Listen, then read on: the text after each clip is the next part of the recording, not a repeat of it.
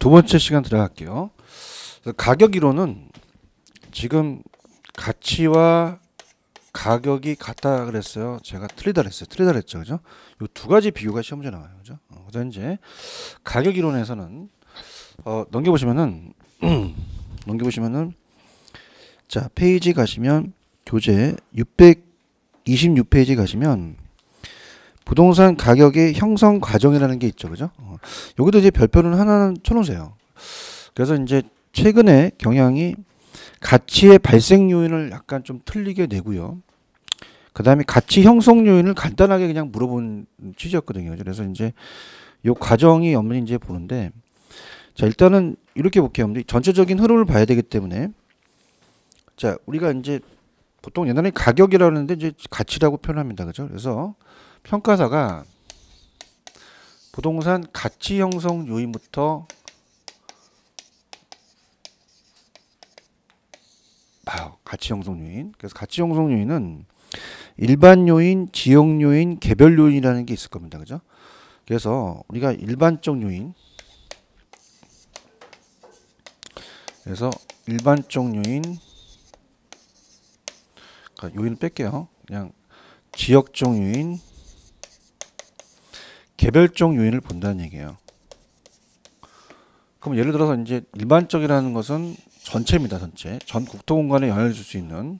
그래서 내가 그 분석하려는 그 지역을 볼 때 일반적이라는 자체는 전반적인 거예요. 전반적으로 이제 영향을 줄 수 있는 요인으로서 우리가 사회적,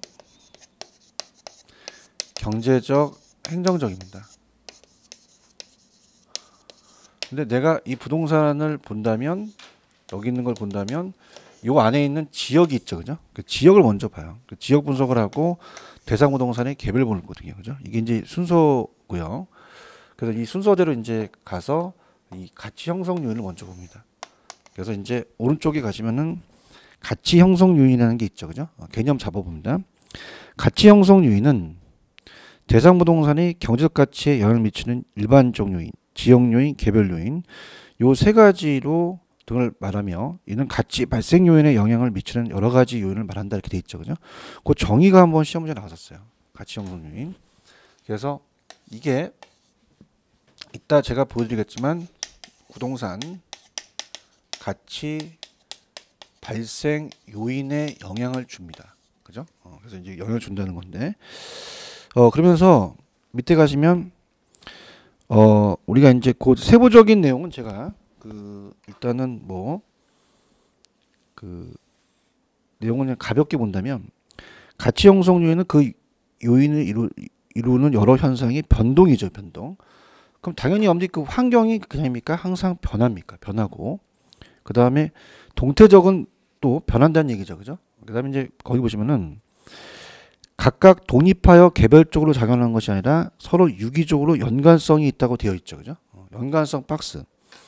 그러니까 유동성과 연관성이라는 표현을 쓴다는 것은 뭐냐면, 자, 이 지역이 고정적인 게 아니라 항상 유동적으로 변하고 이 서로 영향을 줄 수 있다는 거죠. 그죠? 그러니까 무슨 말이냐? 자, 우리가 이 경제적이라는 자체는 이런 거요. 이따 보겠지만은 예를 들어서 여기 전철역이 뚫린다. 교통체계 상태거든요. 이따가 보겠지만 그 교통체계의 상태가 바뀌면 경제적인 겁니다. 그러면 여기에 전철이 뚫리게 되면 여기에 인구가 안 늘어나요? 인구가 늘어나요? 늘어나죠. 그죠? 늘어나게 되면은 부동산 가치가 올라서 투기가 발생할 수 있죠. 그럼 정부가 또 규제할 수 있는 거잖아요. 그죠? 그러니까 서로 연관이 있다는 얘기죠. 그죠? 그래서 그게 연관성이고, 그 다음에 이제 밑에 가시면 니은번에 보시면 일반 요인이죠. 그건 부동산 가치 수준에 영향을 주는 전반적인 재요인이에요. 그죠? 부동산 가치에 영향을 주는, 그래서 전 국토 공간의 부동산에 영향을 주는 사경행입니다. 그 다음에 지역 요인은 그 부동산이 속한 지역이에요. 다른 지역과 구분되는 특성이고, 개별 요인은 부동산이 개별성의 가치 형성에 영향을 미쳐서 대상 부동산 자체의 개별화 구체화된다는 거거든요. 그죠? 그래서 이거는 뭐 그렇게 구체적으로 염두에 볼 필요는 없습니다. 그냥 이따가 지역 분석과 개별 분석인데, 지역 분석이 먼저고 개별 분석이 나중이에요. 그렇게 보고 지역은 지역을 분석하고 개별적인 것은 그 부동산 자체를 분석한다. 그렇게만 머릿속에 두시고요. 그 다음에 넘기시면은 박스가 하나 있어요. 사경행이라고 되어 있죠. 그죠? 사경행은 자, 사회적은 인간 관련됩니다. 모든 것이. 그래서 거기 보시면은 인구, 가족 구성, 가구 분리인데 3번 도시 형성 공공시설에다 박스 쳐보세요. 공공시설은 사회적입니다. 공공시설은. 그래서 공공시설은 우리한테 필요하기 때문에 인간 관련된 거죠. 그래서 공공시설 잘 나와요. 도시 형성 공공시설. 교육, 사회, 복지 누가 봐도 사회적이고 부동산 거래 및 사용 수익도 사회적인데 자, 경제적은 딱 봐도 돈 되는 거죠. 근데 이제 4번에 보시면 세금 부담의 상태를 체크해 보세요. 세금 부담의 상태. 그럼 세금 부담의 상태는 자, 세금을 부담한다는 것이 조세가 전가되거나 이 경제적인 환경에 따라서 바뀌거든요. 그죠? 그래서 이제 뭐 양도소득세를 부과시킨다든가. 자, 세금 부담의 상태는 경제적인데 행정적은 어떤 정책이나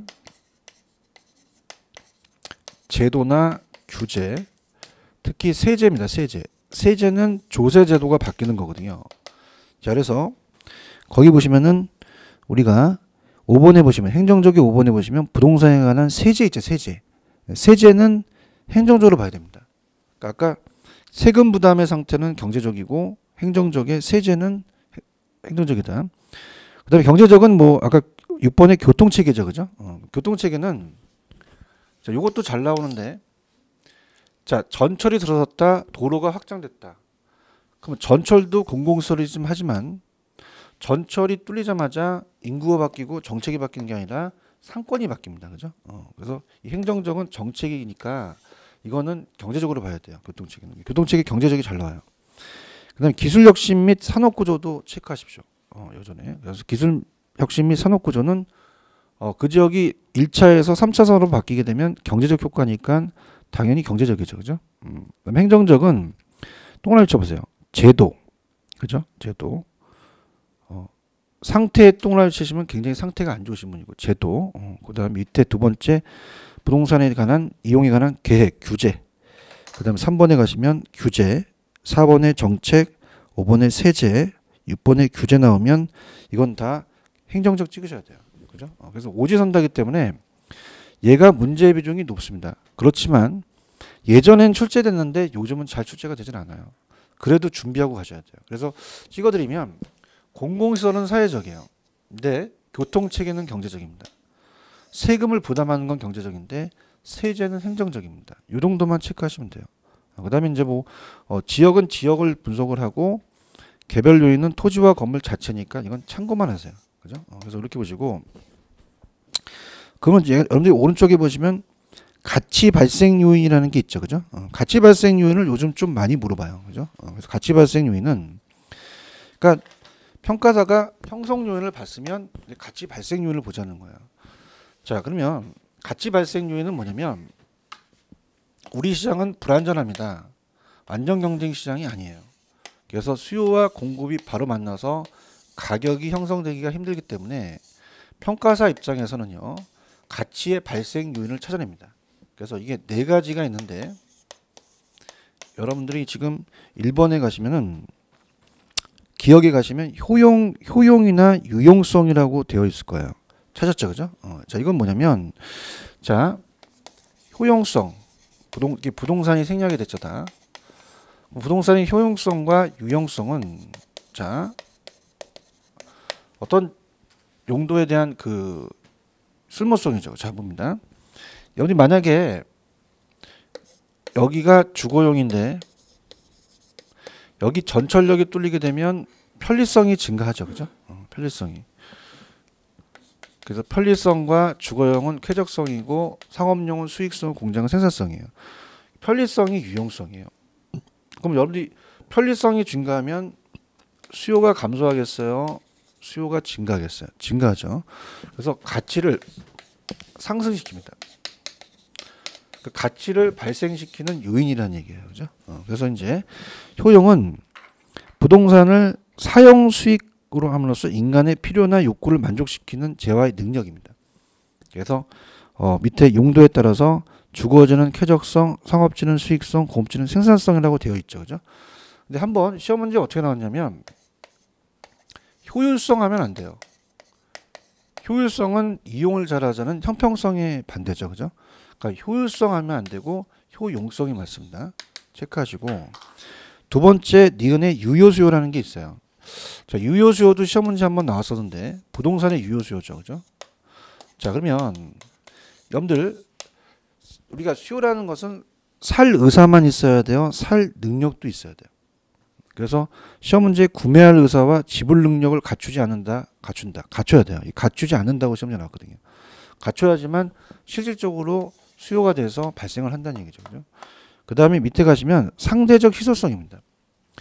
자, 부동산에 상대적 희소성도 있어야 된다는 것은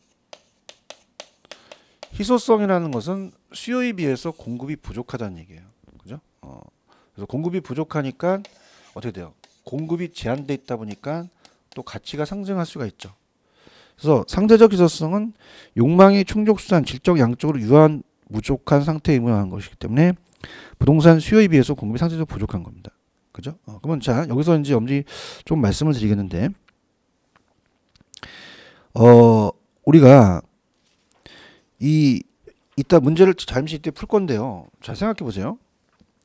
자, 지금 이전성은 아직 안 했지만 하나만 있다고 해서 부동산 가치 발생률이 발생하지는 않습니다. 그죠? 이게 얘네들이 상호 결합이 돼야 돼요. 그죠? 그게 무슨 말이냐?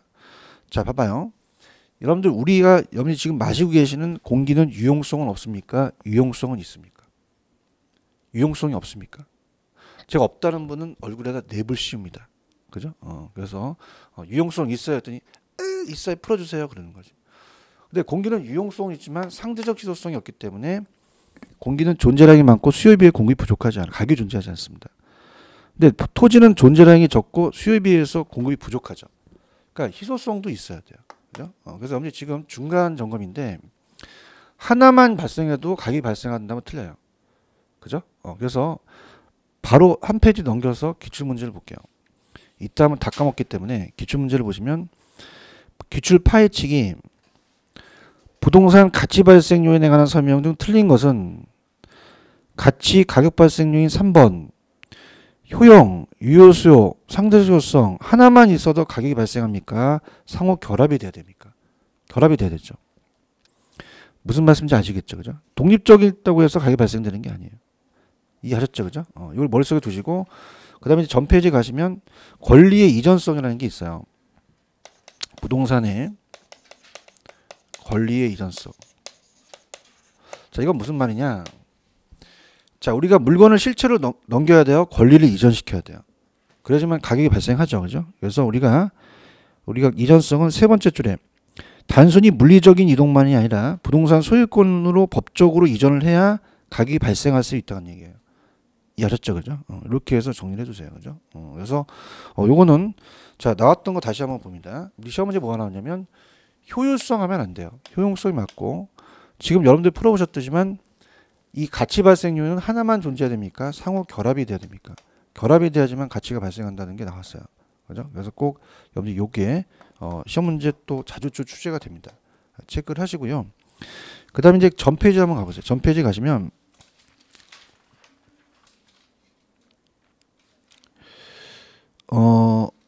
어떻습니까? 일단 여기 한번 읽어볼게요. 우리가 629페이지 가시면 아까 629페이지 가시면 메뉴에 가시면 부동산 가치 발생 요인이라는 게 있잖아요. 그죠? 그래서 우리가 이 부동산의 유용성, 유효수, 상대적 효율성 세 가지가 그냥 하고 밀접한 결합이 돼야 되죠. 그죠? 연결 가치가 발생이 되고 일반적과 같이 하나의 상품으로 가치를 가지려면 이 세 가지 모두를 갖춰야 된다는 거죠. 좀 전에 얘기했죠. 그래서 이들 요인 중 어느 하나의 요인 변동은 필연적으로 부동산에 반영이 된다는 겁니다. 보시고요. 그러면 이제 넘기셔서 626페이지로 가시면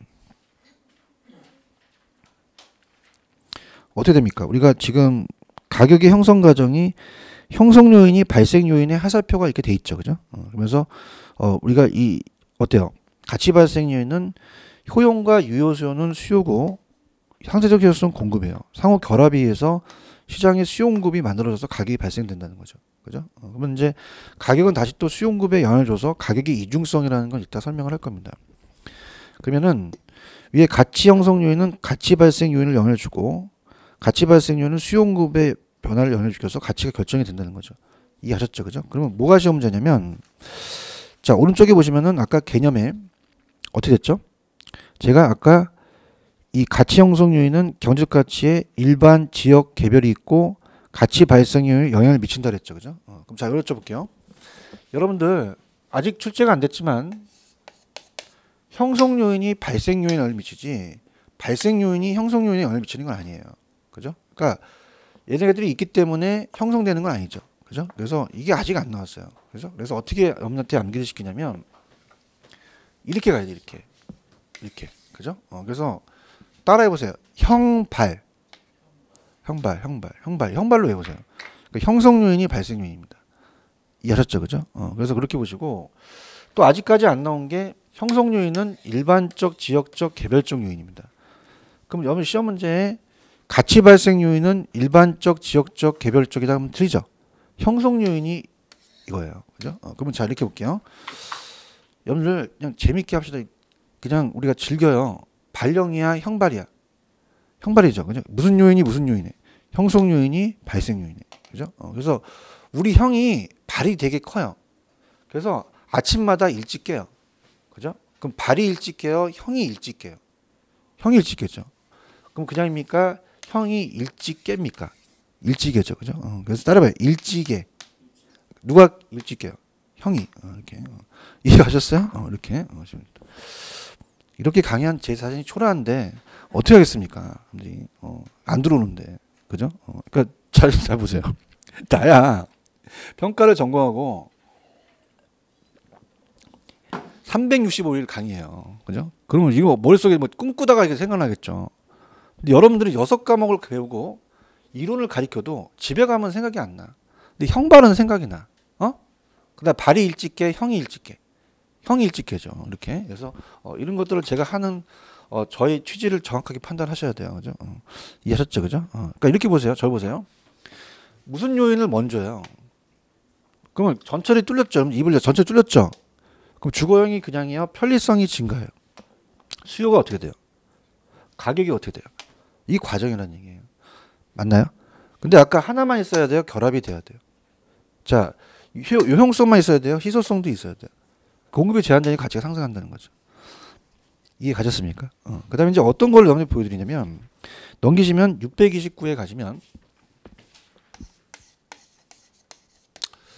그 밑에 가시면 3번에 부동산 가격의 이중성이라는 게 있나요? 찾았습니까? 그러면 자, 이거는 이렇게 생각해 보세요. 부동산 가격의 이중성. 야, 너는 이중인격자야. 그럼 성격이 하나 있다는 거야? 성격이 두 가지 있다는 얘기예요. 두 가지죠, 그죠? 그러면 어떻습니까? 우리가 만약에 탄력성이라는 것은 가격이 수요량과 공급량에 영향을 줘요. 수요량과 공급량. 근데 가격은 수요 공급에 영향을 받기도 한다는 얘기예요. 그죠? 자, 느낌 안 오면 자, 이게 부동산에만 적용되는 게 아니라 일반 경제 원칙, 일반 재화에도 적용이 돼요. 그럼 여러분이 가지고 계시는 볼펜은 일반 재화고 집에 있는 주택은 부동산이죠. 그러면 수요가 갑자기 늘어나면 그냥입니까? 가격이 상승을 합니까? 상승하죠. 가격이 상승하니까 공급자들이 신나죠. 공급을 줄이겠어요? 공급을 또 늘리겠어요? 그럼 다시 또 가격이 어떻게 돼요? 떨어지죠. 그럼 가격이 떨어지니까 신나니까 수요가 늘어나죠. 그럼 또 가격이 상승하죠. 공급이 또 증가하죠. 밤새겠다. 그냥이요. 피드백이에요. 그러니까 가격은 수요와 공급에 영향을 받기만 하는 게 아니라 영향을 주기 때문에 항상 고정적인 게 아니라 피드백으로 가서 가격이 바뀐다는 얘기예요. 느낌이 오셨어요? 그래서 가볼게요. 부동산 가격의 이중성이란 수요 공급의 상호작용을 통해서 재화의 가격이 결정이 되고 결정된 가격은 다시 수요 공급에 영향을 미친다는 거죠. 수요 공급이 조절이 돼요. 그럼 부동산 가격도 지금 우리가 배웠던 효용 유효 수요가 수요고 상대적 희소성이 공급에 영향을 줬잖아요. 그죠? 상호 결합이 돼서 결정이 됩니다. 그럼 가격이 결정이 되면 그 가격이 다시 효용 유용성, 유효성, 상대 희소성에 영향을 주어서 수요공급을 조절한다는 거죠. 그럼 가격은 성격이 하나예요? 이중성이에요? 그냥입니까? 피드백입니까? 그래서 오른쪽 피드백이라는 자체는 아까 같이 제가 이렇게 돌아간다는 거예요. 이해하셨죠? 그죠? 그럼 요거는 눈도장을 찍을게요. 636페이지 가보세요. 이따 하면 다 까먹으니까 636페이지 가시면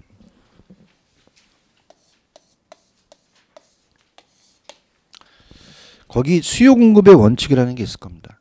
찾았죠? 그죠? 그러면은 갈게요. 자, 개념 밑줄 쳐보세요. 얘네들은 항상 개념이 중요합니다. 부동산 가격은 수요 공급의 상호작용에 의해서 결정이 되고 그 가격은 다시 수요 공급에 영향을 미친다는 원칙이 아까 가격의 무슨성이에요. 찾았어요? 그럼 가격의 이중성과 밀접한 관련이 되는 원칙은 무슨 원칙이다? 무슨 원칙을 찍으셔야 돼요? 수요 공급의 원칙을 찍어야죠. 수요 공급의 원칙은 요것만 하시면 돼요. 제가 하라는 것만. 그죠? 유의하시고 가격의 이중성과 관련됐다. 그냥 그걸로 끝내버리세요. 그죠? 얘는. 자, 그 다음에 넘기시면은 자, 페이지 630페이지로 가시면 630페이지로 가시면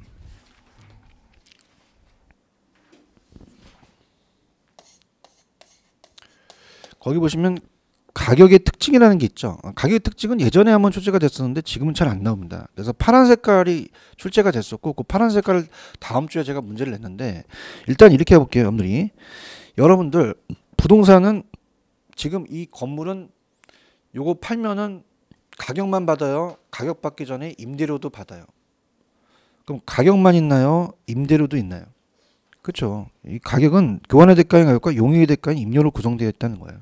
이해하셨죠? 그죠? 그렇게만 가볍게 치세요. 얘는 그렇게 힘들게 나오진 않습니다. 그 다음에 2번에다 별표 쳐놓으세요. 자, 부동산 가격은 소유권 기타 권리이익의 가격이에요. 그러니까 밑에 보시면 물리적 실체, 그러니까 시멘트 덩어리 자체를 말하는 게 아니라 소유권, 기타 권리이익, 그죠? 그래서 이제 소유권이라는 자체는 우리가 어떻게 될까? 공간에 따라서 예전에 지표권, 지하권, 공주권이 있었죠, 그죠? 그 다음에 권리라는 건 여러분이 왜 민법에서 물권 채권이라는 얘기 들어보셨을 거예요, 그죠? 그래서 이 가격이지 그냥 실체 이 시멘트 덩어리 가격이 아니냐는 얘기예요. 그러면은 밑에 자, 요게 이제 시험 문제입니다. 동일한 부동산에는 자, 여러분 봐봐요. 하나의 부동산에는 소유권만 있나요? 전세권도 있나요? 존재할 수 있죠. 그러면 이익이 변동할 때는 개개의 권익에 따라서 각각의 가격이 형성될 수 없다, 형성될 수 있다, 있어요. 그래서 제가 다음 주 문제에 몇 번 문제에 넣어놨냐면 2번 문제에 넣었는데 자, 들어보세요. 자, 개별적인 가격이 형성되지 않습니까? 형성될 수가 있습니까? 있죠. 요게 11회 때 한번 나오고 그 이후서부터는 이쪽 파트는 안 물어봐요. 그러면 요걸 또 다시 물어볼 수 있죠. 요것만 체크하시고 그 다음에 오른쪽 보시면 부동산 가격은 자, 밑줄 쳐보세요.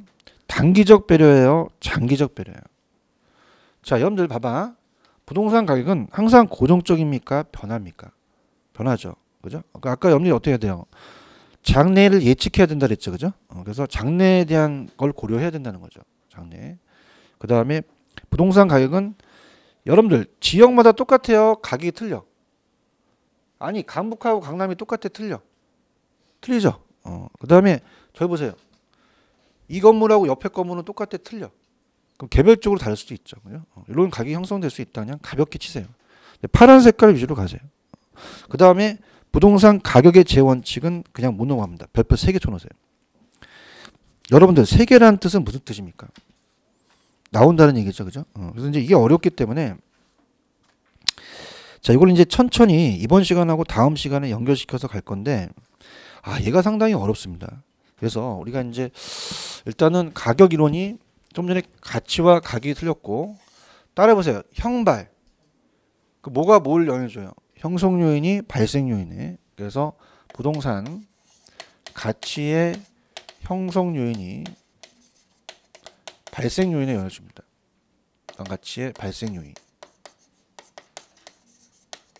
발이 자, 우리가 발이 일찍게, 형이 일찍게.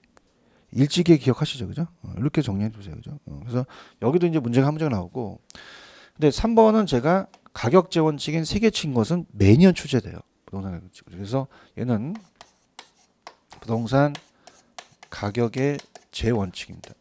재라는 건 여러 가지인데 13가지 원칙이 있어요. 자, 그러면 여러분 생각하실 때 감정평가사가 평가할 때 가격을 지 마음대로 매겨야 돼요. 원칙이 있어요. 그 원칙에 따라서 매기라는 얘기예요. 그래서 밑에 가시면 파란 색깔 부동산 가격의 재원칙이란 가격이 어떻게 형성이 되고 유지되는지를 관한 법칙성이죠. 노출할 평가 활동의 지침으로 삼으려는 행위 기준이라는 이 자체의 지문이 한번 나온 적이 있었습니다. 그러면서 밑에 가시면 그 채용의 원칙이 중간에 딱 있고요. 그걸 중심으로 서로 직간접적으로 관계를 맺어요. 하나의 체계를 형성하는 거죠. 그래서 가격제 원칙은 원래 부동산에서 발전된 게 아니에요. 그죠? 이게 어디서 따왔냐면 일반 경제 원칙에서 기초를 뒀습니다. 그래서 경제 현상에서 주로 발견되기 때문에 부동산 평가의 고유가 채용의 원칙이라는 게 탄생이 된 겁니다. 그래서 우리가 채용의 원칙이 주가 되고요. 여기서 키가 되는 것 두 가지를 제가 먼저 별표를 치라고 할 겁니다. 어떤 걸 별표 치냐면 여러분들 거기 보시면 그 외부 요인에 적합이라는 게 있나요? 적합에다가 박스 치세요. 별표. 그 다음에 채용 원칙의 내부에 보시면 균형이라는 게 있죠.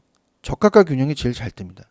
그러면 채용의 원칙에 왜 외부라고 했고 또 내부라고 했는지를 말씀 한번 드려볼게요. 우리가 천천히 한번 들어보세요. 이 적합과 균형이 제일 잘 뜨는데 시험 문제 무조건 나오면 적합과 균형이에요. 그러면 자 이겁니다. 균형이라는 것은 내부적인 요인이에요. 그래서 만약에 20층짜리 건물에 지하 주차장이 없으면 감가되겠죠, 그죠? 그럼 이건 그냥입니까? 이 내부적인 겁니까? 내부적이죠, 그죠? 근데 적합은 만약에 여러분이 시장 안에 주택이 있다, 그러면 어떻게 돼요? 주택은 주거지가 있고 시장은 상업지가 있어야겠죠. 그럼 주택이 잘못된 건가요? 이 대상 부동산이 외부 환경과 안 맞는 건가요? 그죠? 외부적이죠, 그죠? 그 분위기가 안 좋은데 지금 갑이라는 애가 평가사한테 자기 집을 평가해달라 그랬어요. 그래서 얘 집이 굉장히 럭셔리해요. 안에 내부가. 그래서 대리석도 막 외제고. 그래서 평가사가 따봉 가치 높다 이렇게 한 거예요. 내부적인 봐서. 그래서 얘가 이제 얘한테 평가사한테 점심을 제공하고 이제 술도 먹여놨어요. 평가사 막 돈 많이 써줄게 이렇게 했는데 평가사가 담배 피려고 딱 열었더니 공동묘지가 있어요. 그 높게 평가돼요, 낮게 평가돼요. 공동묘지가 있다는 건 무슨 요인이에요? 외부적인 요인이죠. 이해하셨습니까? 그래서 내부와 외부를 나누는 거예요. 느낌이 오셨나요? 이렇게 해서 이렇게 오십니다. 근데 이게 다 채용의 원칙과 연결이 돼서 채용에 맞춰야 되는 거죠. 그럼 넘기시면 채용의 원칙이라는 게 있습니다. 채용의 원칙은 오른쪽에 나와 있는 돋보기는 나중에 해드릴게요. 이게 한번 어렵게 나왔었는데 그냥 쉽게 본다면 개념에 갈게요. 자, 개념에 보시면 부동산의 가격은 채이용을 기준으로 형성된다고 되어 있죠. 밑줄 쳐보세요. 부동산 평가에만 적용되는 원칙입니다. 밑줄. 그러니까 이거는 일반 경제 원칙이 아니라 부동산만이에요. 자, 우리가 옛날에 용도의 다양성이라는 거 배우셨잖아요, 그죠? 용도가 다양하기 때문에 채용을 해야 되겠죠, 그죠? 그래서 부동산만 가지고 있는 부동산의 고유 원칙이에요. 자, 무슨 말이냐 들어보세요. 자, 이 칠판 중에는 이건 부동산입니까? 일반 재화입니까? 그럼 얘는 용도가 다양합니까? 용도가 정해져 있습니까? 그죠? 뭐 하는 데 쓰는 거예요, 용도가? 지우는데. 제가 지우다가 여성분들이면 분발하는 데 쓰는 건 아니죠. 그죠? 그럼 이거는 채용할 필요가 없죠. 맞나요? 그래서 부동산 평가에만 쓰는 말이에요. 그다음에 가격제 원칙이 가장 중추적인 거고요. 여기서 말하는 채용의 정의가 있습니다. 그래서 감정평가가 일본 감정과 미국 감정이 틀려요. 그러니까 일본 애들은 채이용이라고 하고 미국 애들은 그 영어를 번역해서 최고 최선의 이용을 합니다. 똑같은 용어예요. 그럼 봐봐. 여러분들 강남역 사거리는 보통 상업용지죠. 100m. 여기다가 공장 져야 돼, 주택 져야 돼, 상가 져야 돼. 그게 채이용이에요. 그럼 그것이 주관적이다, 객관적이다? 객관적. 객관적이다 동그라미 치야지. 가만히 있지 말고. 그 양식과 통상의 사용률을 가진 사람이 합리적, 합법적, 최고 최선이죠. 합리합법 최고 최선이라는 게 좀 물어봤어요, 작년에. 자, 성립근거는 제가 두 번째 보시면 용도의 다양성이라는 게 있죠. 박스 한번 쳐주시고요. 그 다음에 2번에 가시면 그 판정 기준이 잠깐 이 세 줄이 물어본 게 아니라 그냥 우리가 얘기했는데 여러분들 왜 법경기라는 거 아시죠? 물리적이 기술적이에요. 그래서 만약에 건물 졌는데 30층짜리 건물 졌는데 와르르 무너지면 안 되죠. 물리적으로 채택 가능해야 되고 합리적이라는 자체는 경제적이에요. 합리적으로 경제적으로 이용이 가능하며 투기 목적은 안 되죠. 비합리적. 합법적은 법률적입니다. 법적으로 우리가 불법적인 부동산은 아니죠. 그죠? 이런 거. 물리적 채택이 가능하고 합리 합법적인 가능한 여러 가지 대안 중 밑줄 쳐보세요. 최고의 수익과 최고의 가치를 형성할 수 있다는 원칙이에요. 그래서 작년에 시험 문제가 어떻게 나왔냐? 채이용은 대상 물건의 부동산의 물리적 채택 가능성, 합리적이고 합법적인 이용, 최고 수익을 기준으로 판정할 수 있다라고 나왔었거든요. 그죠? 그러니까 그것만 정리하세요. 그 다음에 채용의 판정에 대한 연관성에 지금 기억서부터 리을까지 있죠. 그죠? 여기를 제가 한번 설명을 해볼게요. 그냥 간단하게 들어보세요. 이거 다음 시간에 다 할 겁니다. 내부와 외부라는 거 아까 기억나시죠? 그죠? 근데 이제 뭐가 있냐면 바탕이 되는 원칙이라는 게 있나요? 그죠? 그럼 이거 뭐냐면 자, 바탕이 되고 토대가 되고 전제가 돼야 된다는 것은 두 가지 원칙이에요. 자, 어떻습니까? 여러분이 생각하실 때 우리가 이 부동산은 항상 그냥입니까? 변합니까? 내외적이고 외부적인 게 다 변해요. 그죠? 그걸 우리가 기초로 해서 바탕을 두고 가자는 얘기예요. 그 다음에 채용이라는 건 현재 판정이에요. 장래까지 예측을 해야 돼요. 예측을 해야 되죠. 그래서 변동과 예측이 그냥 토대가 된다. 그냥 그렇게 잡으세요. 바탕. 요건 이따가 제가 또 다시 세부적으로 갈 거고요. 밑에 보시면 내부적과 외부적이 있었죠. 그죠? 그래서 균형이 내부적이에요. 그죠? 그다음에 이제 기여를 해서 그 부동산에 기여하는 걸 보는 것도 내부적이고, 건물은 계속적으로 수익이 체증하는 게 아니라 또 체감할 수도 있고요. 또 건물에 수익이 생기면 그 배분을 해줘야 돼요. 생산 요소의 대가. 그 다음에 외부라는 것은 적합해소과과 외부성은 당연히 외부적인 거죠. 그 다음에 경쟁이라는 게 있어요. 얘네들이 직접적인 영향을 주고 간접적으로 영향을 주는 것은 경쟁의 원칙에 아까 봤던 수요 공급이 있었고, 그다음에 대체의 원칙이 얘와 연결이 되기 때문에 얘네들은 직접이 아니라 간접적인데, 자, 세부적으로 갈게요. 오른쪽에 보시면 변동의 원칙이라는 게 있습니다. 찾았습니까? 자, 그러면 자, 변동과 예측이 토대가 되는 원칙이죠. 자, 그러면 보세요. 자, 우리가 여러분 생각하실 때 과거와 현재와 미래는 그냥입니까? 항상 변합니까? 변해요. 그죠? 그러면 시점이라는 게 중요하죠. 그죠? 그래서 아까 여러분들 왜 제 첫 시간에 기준 시점이라는 거 기억하십니까? 그러면 기준 시점을 명시해야 되는 원칙은 뭐니? 그게 변동의 원칙이에요. 아까 기준 시점에서 나중에 동영상을 돌려보시면 맨 밑에 가시면 파란 색깔로 변동의 원칙이라는 게 있었어요. 그죠? 그러면 우리가 시점이라는 단어가 나오면 무조건 변동의 원칙을 찍으셔야 됩니다. 그죠? 그다음에 이제 나중에 비교 방식에서 사례 부동산이 시점이 틀리면 시점 수정을 해야 된다는 것도 배우세요. 그죠? 그래서 시점이 나오면 무조건 변동을 찍으셔야 됩니다. 그죠? 할게요. 자, 개념 중요합니다. 개념은 항상 별표를 쳐놓으세요. 그러니까 개념을 잡고 다음 주에 제가 문제를 OX 내겠지만 개념이 변동의 원칙 개념이 아니라 다른 원칙을 확 집어넣어요. 그죠? 근데 변동이라는 원칙은 변동이라는 글씨가 들어갑니다. 가볼게요. 부동산의 유용성은 그 내외적인 요인이 변합니다. 변화라는 단어 있잖아요. 또 변동하는 단어 있잖아요. 동그라미 가만히 있지 말고 변화, 변동. 그럼 부동산 가치 형성 아까 변동했죠. 자, 따라보세요. 일지계. 형이 일지계죠. 그래서 일반적으로 사경형이 바뀌었잖아요. 변동에 따라서 부동산 가격도 항상 변동하는 거죠. 그럼 여기서 적용해 보시면은 뭐가 나오냐면 기준 시점 박스. 기준 시점을 명확하게 해줘. 시점 나오면 무조건 변동의 원칙이에요. 그 다음에 두 번째 보시면 과거 이 변동 과정을 기초로 장래 예측을 해서 예측의 원칙과도 관련이 되죠. 채용 원칙과도 관련이 되는데 키포인트는 기준 시점입니다. 시점이라는 게 나오면 무조건 변동 찍으시고요. 넘기십니다. 예측입니다. 자, 예측은 여러분들이 과거와 현재를 예측해요. 미래를 예측해요. 미래를 예측하죠. 그래서 얘는 얘와 다른 건 얘는 장래라는 게 나와요. 장래가 나오면 예측의 원칙을 찍으셔야 돼요. 그래서 개념 중요합니다. 이 개념을 보고 이게 무슨 원칙이냐를 맞추셔야 돼요. 자, 부동산 가치 형성률은 부단히 변화하고 이에 따라 부동산 가격도 변동한다. 평가할 때 있어서 현재가 아니라 장래라는 것이 있나요?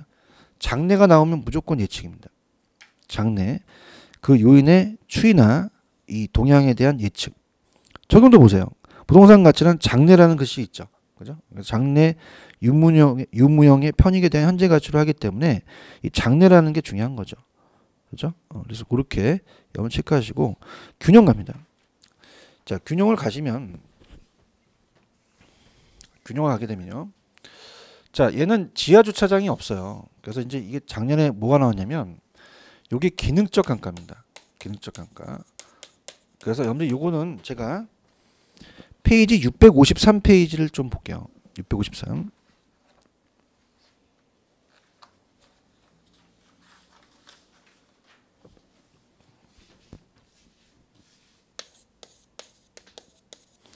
감가 요인이라는 게 있습니다. 감가 요인.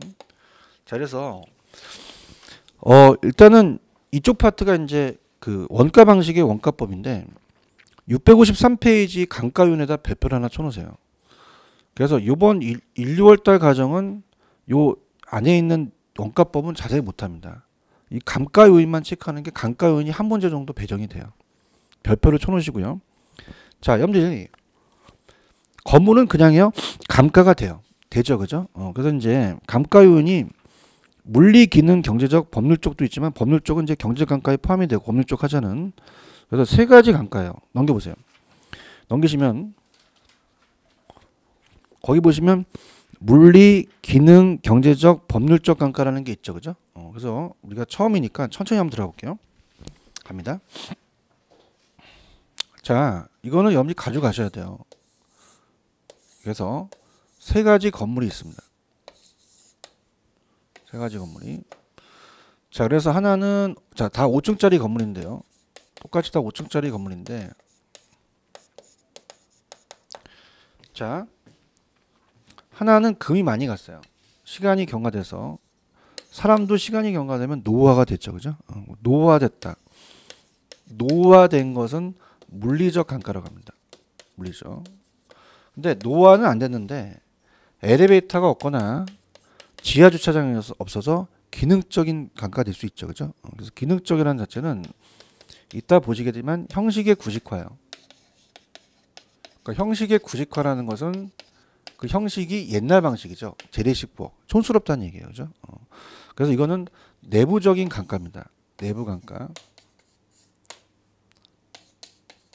근데 자, 요거는요. 신축 상가예요.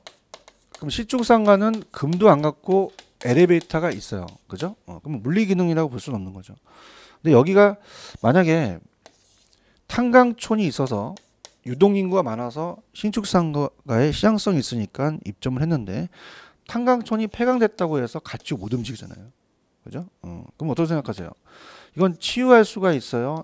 치유가 불가능해요. 아까 얘네들은요. 건물이 금이 같거나 엘리베이터가 없는 건 치유가 불가능합니까? 가능할 수도 있습니까? 가능할 수 있죠. 근데 비용이 많이 들어가면 치유가 안 될 수 있는 거죠. 둘 다 있어요. 근데 얘는 오로지 치유가 불가능하기 때문에 평가사 입장에서는 이거는 경제적 손실입니다. 그래서 이거를 경제적 감가라고 그래요. 무슨 감가라고 한다? 경제적. 그럼 경제적 감가는 내부 감가예요? 외부 감가예요? 외부 감가거든요. 그죠? 이렇게. 그럼 가볼게요. 자, 물리적 감가입니다. 물리적 감가란 그 외형적인 측면에서 물리적인 상태가 저하되어서 하자가 된 거예요. 펜 들어보세요. 시간의 경과에서 노화라는 단어 있죠. 박스. 자, 풍수해 등에 의해서 자연재해, 우발적인 사고에 대한 발생한 손상. 밑에 마멸, 훼손 나오면 물리적 감가 찍으셔야 돼요.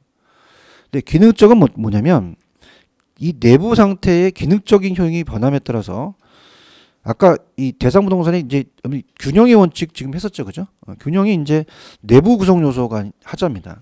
그러니까 이 균형이라는 것은 내부가 생략될 수 있는데 구성 요소 간의 하자라는 것은 이 구성 요소는 왜 염리 생산 요소라는 걸 아시잖아요. 이 생산 요소의 토지 노동 자본이 안 맞는다는 거죠, 그죠? 그래서 어떻습니까? 내부 구성 요소 간의 균형, 즉 균형의 원칙에 부합하지 못하는 발생하는 감가가 기능적 감가예요. 아까 기능은 치유 가능과 불가능이 다 있다 그랬죠. 그죠? 그다음에 이제 우리 기능적 감가에는 자, 기능적 감가는 아까 제가 문제를 풀다가 건물과 부지의 부적응이라는 게 있었어요. 그죠? 아까 관리 파트 기억하시죠? 그죠? 건물과 부지가 부적응한다는 건 배치 상태가 안 맞는 거죠. 이건 기능적 하자입니다. 그래서 아까 요거 기술적 관리에 들어간다고 아마 기억나실 겁니다. 그다음에 설계의 불량, 설비의 부족과 과잉. 그죠? 그러니까 여러분들 보세요. 사람도 빼짝 마르면 안 되고 너무 뚱뚱해도 안 되죠. 그죠? 그럼 저를 보세요. 저는 부족이라고 생각하세요? 과잉이라고 생각하세요? 어저께 과잉이라고 그러던데 빼졌어. 씨. 나는 기능적 감가네. 자, 그러면은 이런 디자인 변화 이런 것들이 다 기능적이에요. 근데 오른쪽에 가시면 기능적이 보시면 박스에 보시면 형의 구식화라는 게 있습니다. 그죠? 그게 없었죠. 그죠? 그러니까 형식의 구식화는 기능적이에요. 그러니까 봐봐. 노화는 물리적이고 형식의 구식화는 기능적이에요. 그럼 보세요. 사람도 늙으면 노화되죠. 그 물리적 감가가 된다고 하셨죠. 근데 안 늙었는데 젊은데 촌스럽게 입고 다니면 기능적 감가라고 하셔야 되는 거죠. 무슨 얘기인지 아시겠습니까? 그래서 오늘 나가셔서 아는 여성 지인이 안 늙었는데 촌스러워요. 어머 얘 넌 물리적 감가가 안 되는데 기능적 감가가 심각하구나. 그렇게 얘기하죠. 근데 알아들어 못 알아듣죠. 그죠? 이렇게. 그다음에 좌측의 경제적 감가입니다. 경제적은 대상 부동산과 그 자체와는 관계가 없어요. 그러니까 대상 부동산이 그것이 위치하고 있는 인근 환경 동그라미 조화를 이루지 못한 거죠. 외부 환경이죠. 외부 감가입니다. 나중에 적합의 원칙에 부합하지 못한다고 배우실 거예요. 적합.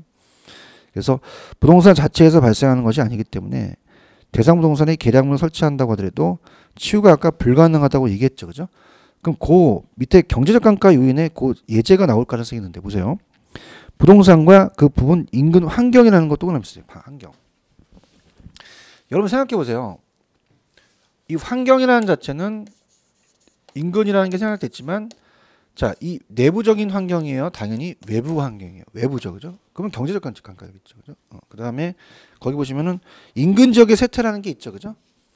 그러면 여러분들 지역이라는 단어가 나왔다는 것도 대상 부동산 자체입니까? 외부 환경입니까? 지역의 세태이고 그다음에 보시면은 표준적 이용의 부적합과 대상 부동산의 시장성 저하라고 돼 있죠. 그러니까 시장성 저하라는 건 뭐예요? 시장성이 감퇴됐다는 것은 이 대상 부동산이 아니라 외부 시장성이 감퇴됐다는 거죠. 그죠? 그러면 자 보세요. 경제적이 잘 나오는데 환경과 시장 나오면 무슨 쪽 찍으셔야 돼요? 경제적. 그죠? 그럼 어떻게 찍냐? 자 보세요. 자, 사람은요. 뭐니 해도 돈을 좋아하죠. 경제적. 그럼 돈을 보면 사람들은 그냥입니까? 환장을 합니까? 환장. 환경과 시장 이렇게 암기를 하세요. 이렇게 보시면 되고 자, 법률적 감가는 공사법상의 하자예요. 그래서 공사법상이 불완전하고 소유권 권리관계 측면에서 법률적 하자가 발생하면 법률적 감가인데 제가 아까 신림동에서 감정평가 강의한다 그랬죠. 저를 믿으시면 이 법률 쪽이 경제적 감가에 들어가요. 그래서 오른쪽에 이 저자분도 그냥 내부 외부의 물리 기능 경제라고 해놨죠. 그죠? 이렇게만 정리하시면 돼요. 그러면 아까 가볼게요. 여기만 하고 좀 쉬었다 가겠습니다. 자, 아까 어디 하다가 제가 흥분하다 왔냐면 균형하다 왔죠. 교재 보시면은 페이지 어디냐면 634입니다. 634로 가보세요. 634로 가시면 아까 균형의 원칙은 자 보세요. 자, 지하 주차장이 없다는 것은 기능적 감가 이해 가시겠습니까? 이제 그죠? 그럼 이거는 외부예요, 내부예요. 내부 구성 요소 간에 안 맞는다는 거죠. 그럼 이거는 이 자체를 분석했으니까 개별 분석과도 관련이 된 겁니다. 이런 것도 이제 단어가 나오는데 자, 펜을 들어보세요. 그러면 건물의 경우 부동산의 이용성이 최고도로 발휘되기 위해서 구조, 설비, 기능 등 외부입니까? 당연히 내부입니까? 내부가 들어가야 돼. 내부가 생략될 수 있어요. 구성 요소가 들어가면 무조건 균형의 원칙이에요. 이루어진다는 원칙이다. 그럼 내부적 요인에서 또 박스 쳐야겠죠. 그러면서 정의공에 보시면 생산 요소 간의 결함이 바로 이 생산 요소가 내부 생산 요소입니다. 그 다음에 니은에 보시면은 자, 내부 구성 요소의 지역 요인이 아니라 개별 요인이죠. 그래서 개별 분석을 통해서 나타내요. 그 다음에 디귿번에 보시면 아까 내부 구성 요소 간의 부조화로 균형의 원칙에 부합하지 않기 때문에 기능적 감가라는 게 있죠. 요게 시험 문제 작년에 경제적 감가로 나왔었어요. 기능적 감가입니다. 체크하시고 기여까지만 하고 좀 쉬었다 가겠습니다. 자, 기여도 균형에 영향을 주면서 내부적인 건데요. 자, 그러면 여러분 이렇게 생각해 보세요. 자, 그러면 여러분 생각하실 때 어떻습니까? 자, 그러면 지금 기능적 감가만큼 이 부동산이 높게 평가되겠어요? 낮게 평가되겠어요? 그러면 만약에 7억으로 평가됐다. 그러면 지하주차장 1억을 설치해야겠죠. 그죠? 설치해서 그냥 8억이면 여러분들이 안 할 거란 말입니다. 플러스 알파가 있어서 기여도가 있어야 된다는 거죠. 그럼 15억이 되면 투자를 한다는 얘기입니다. 그죠? 그래서 이제 얘는 우리가 이따 보겠지만 기여의 원칙은 생산비의 합이 아니라 기여도의 합을 얘기하고, 그러면 만약에 얘가 만약에 15억이다. 그러면 투자하시죠. 그죠? 그러면 기여가 맞으면 균형이 맞다는 얘기죠. 그래서 기여가 선행을 하고 그 다음에 균형이 후행을 합니다. 그 다음에 기여는 추가 투자의 적부 판단, 추가 투자의 적부 판단입니다. 추가 투자를 할지 안 할지. 그래서 이런 단어를 한번 찾아볼게요. 갑니다. 자, 부동산이 항상 제가 의 중요하다고 그랬죠. 그죠? 부동산이 여러 가지 내부 구성 요소가 결합되어 있는데 부동산 가격은 각 구성 요소에 기여도 공헌도라는 게 들어가 있잖아요. 따라 영향을 받는 원칙이 기여의 원칙이다.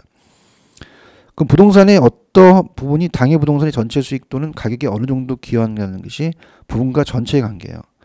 자, 제가 기여의 원칙이 균형 원칙에 선행한다고 말씀드렸죠. 그죠? 이렇게 보시면 되고요. 그래서 지금 밑에 그거예요. 만약에 20억짜리를 1억에 투입해서 엘리베이터를 추가 설치했으면 22억이 되었대요. 이런 사실은 엘리베이터 추가 비용이 전체 부동산 가치를 높이는 기여한 거잖아요. 1억만큼. 그죠?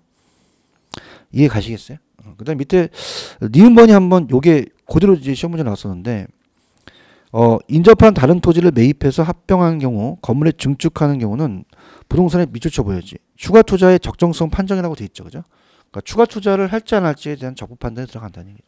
그래서 여러분들이 만약에 생산비를 합쳐서 그냥 간단하게 그냥 8억이 나오면 투자하지 않고 10억이 나오면 투자하겠죠. 그죠? 그렇게 보시면 됩니다. 이해하셨죠? 그죠? 이렇게. 그래서 그 정도 보시면 되고 됐습니다. 요거 조금 힘드실 것 같아서 좀만 쉬었다가 갈게요. 쉬었다 가지고